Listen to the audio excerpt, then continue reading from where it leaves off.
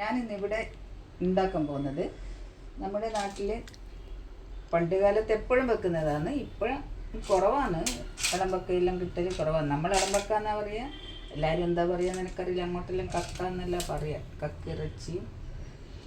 നമ്മൾ ഇത് ഒരു തോടോടെ ഒരു കറി വെക്കും, അരച്ചിട്ട്. ആ കറിയാണ് ഇന്ന് ഉണ്ടാക്കുന്നത്.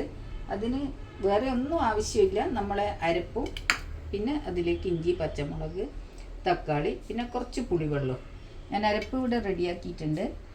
അത് മഞ്ഞൾ, മുളക്, തേങ്ങ ഇത് അരച്ച് വെച്ചതാണ്.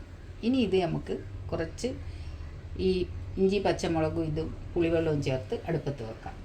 ഞാനിപ്പോൾ പുളിവെള്ളവും ചേർത്ത് ഇഞ്ചി, പച്ചമുളക്, തക്കാളി എല്ലാം ഇതിലിട്ടിട്ട് നല്ല പോലെ ഒന്ന് ഞെരണ്ടി കൊടുക്കുന്നുണ്ട്. എങ്കിലാണ് ഇതിൻ്റെ എല്ലാം ഒരു പശ നല്ലോണം കിട്ടും. ആ പച്ചമുളകിൻ്റെ എല്ലാം നല്ല മണവും ഉണ്ടാവും. ഇനി നാടൻ കറിയാണ്ട് ഇത് നമുക്ക് ചട്ടി തന്നെ വെക്കണം, എങ്കിലാണ് അതിൻ്റെ സ്വാദം ഉണ്ടാവുക. ഞാനിത് അടുപ്പത്തോട്ട് വെക്കാം.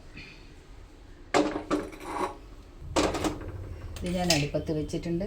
ഇതിന് വേറെ ഒരു ഇതും വേണ്ടിയില്ല, പെട്ടെന്നാവുന്ന ഒരു കറിയാണിത്.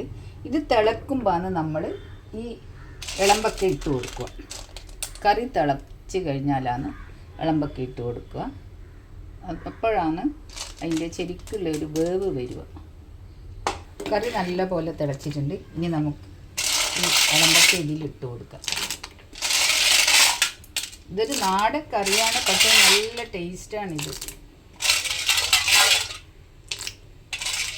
ഇത് നല്ല പോലെ ഇളമ്പക്ക നല്ല കഴുകി വൃത്തിയാക്കണം. എന്നിട്ട് ഒരു കുറച്ച് ചൂട് വെള്ളത്തിലും കൂടി കഴുകിയിട്ടാണ് ഞാൻ എടുക്കുന്നത്. ഇതിന് നല്ല പോലെ ഒന്ന് തിളക്കട്ടെ. അപ്പം ഇതെല്ലാം വായി തുറന്ന് വരും.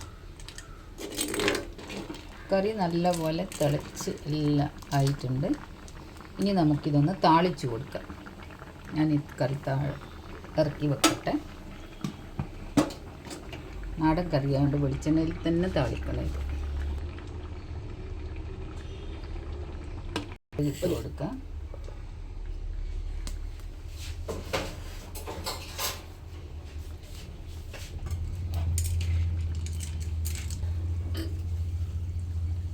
കടുകൊന്ന് പൊട്ടി വരട്ടെ. ഇതിലേക്ക് നമുക്ക് എന്നിട്ട് കറിവേപ്പിലയും കൂടി ചേർത്ത് കൊടുക്കാം.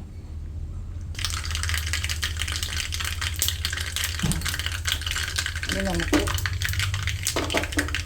കറിവേപ്പില ഇട്ടു.